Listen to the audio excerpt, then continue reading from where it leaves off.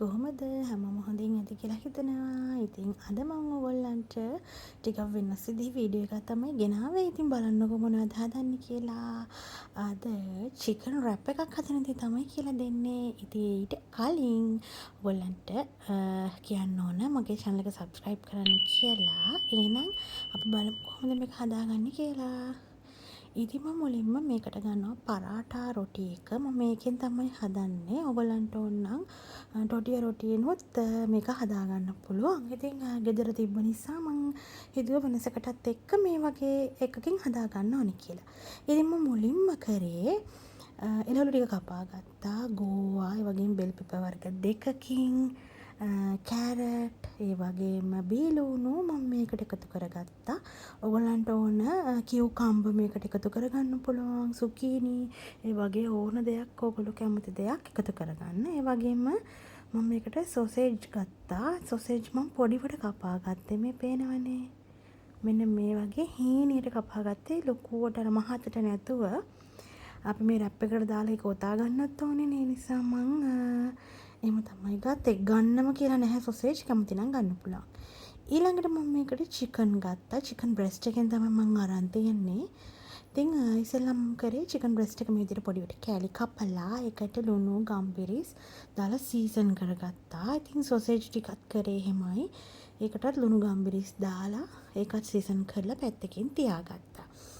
ඉතින් දැන් අපි හදන්නේ පෑන් එක රත් කරලා මේ දෙක පොඩක් තෙල් එකේ දාලා බෙද ගන්න ඕන. දැන් ඉතින් ඊළඟට මම අර ගත්ත පරාට රොටිය හදාගෙන ඉන්න එපා.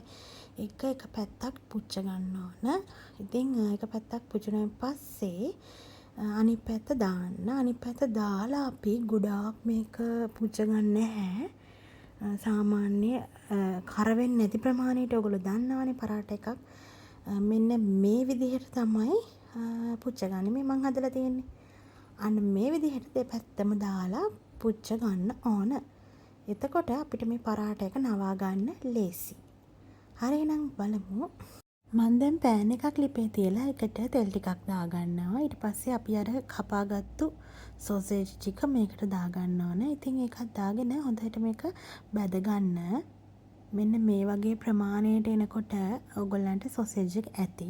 දැන් ඒක වෙනම පැත්තකින් තියාගන්න. ඊළඟට මේ තෙල් ටිකක් තව චුට්ටක් දාලා ඒකට අපි චිකන් ටික එකතු කරගන්නවා. ඉතින් චිකන් එකත් මේ විදිහට දෙපැත්ත දාලා හොඳට බැද ගන්න. ඉතින් මේක හොඳට මෙහෙම බැදෙනකොට චිකන් එකේ වතුර උනනවා. ඔන්න මේ වගේ.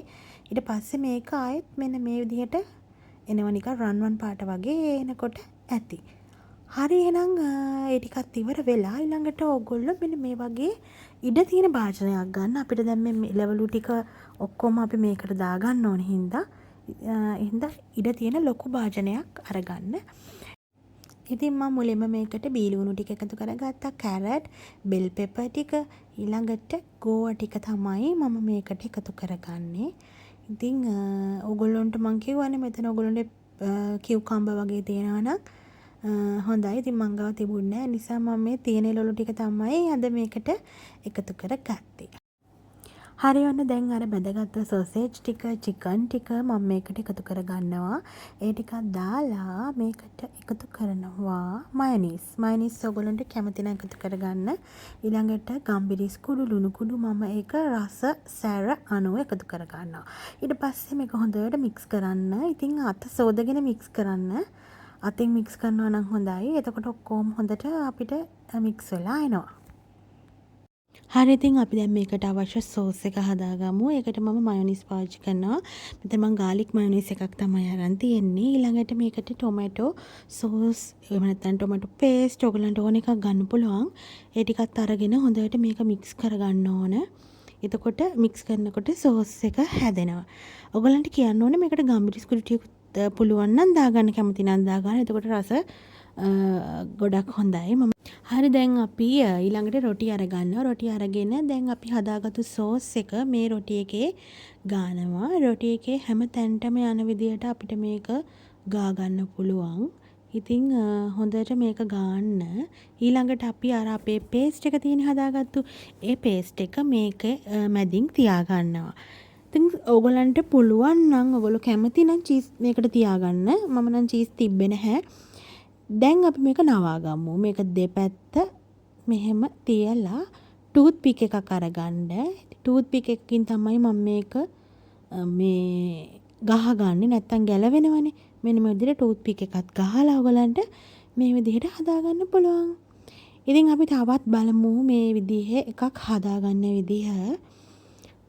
ඒකෙත් අර විදිහටම අපි අර හදාගත්තු සෝස් එක ගාලා මැදට පේස්ට් එක දාලා ওই විදිහටම රෝල් කරලා ඔයගලන්ට මේ ටූත් පික් එකක් ගහගන්න පුළුවන්. හරි ඉතින් කඩෙන් ගන්නවට වඩා ඔයගලන්ට මේ වගේ දෙයක් ගෙදරදී හදාගන්න එක හොඳයි පිළිසිදුයි. ඒ වගේම පොඩි බබාලා ඉන්නවා නම් ඒගොල්ලන්ට බය නැතුව මේක දෙන්න පුළුවන්. තමන්ගේ අතින්ම හදාගන්න තියෙන නිසා. ඉතින් මේ වගේ දෙයක් හදාගන්න කඩෙන් හැමදාම කනට වඩා මම නම් කියන්නේ මේ වගේ දෙයක් ගෙදර හදලා අපි කන එක හොඳයි. ඉතින් මේ විදිහට තමයි මම මේ ඔක්කොම රැප් ටික හදාගත්තේ. ඉතින් ඔයගොල්ලන්ටත් ඉතින් වෙනද වගේ මට කියන්න තියෙන්නේ මේ විදිහට හදලා බලලා රස කොහොමද කියලා මට කමෙන්ට් එකක් දාන්න. ඉතින් මම නම් මෙන්න මේ විදිහට රැප් 4ක් හදාගත්තා. මම ඔයගොල්ලන්ට පෙන්නන්නම් මේකේ ඇතුළ කොහොමද තියෙන්නේ කියලා. ඉතින් අපි එකක් කපලා බලමු කොහොමද තියෙන්නේ කියලා. ඉතින් මෙන්න මේ විදිහට තමයි ඇතුළ තියෙන්නේ. පේනවනේ ලස්සනට තියෙනවා. හරි ඉතින් ඔන්න මම මගේ හස්බන්ඩ් තමයි අද මම මේක දුන්නේ. ඉතින් එයාට මම කෙබබ් දෙකකුත් හැදුවා. එයාව සර්ප්‍රයිස් කරන්න එයා ඒක දන්නේ නැහැ. එයාට හොරෙන් ඒක මං හැදුවේ.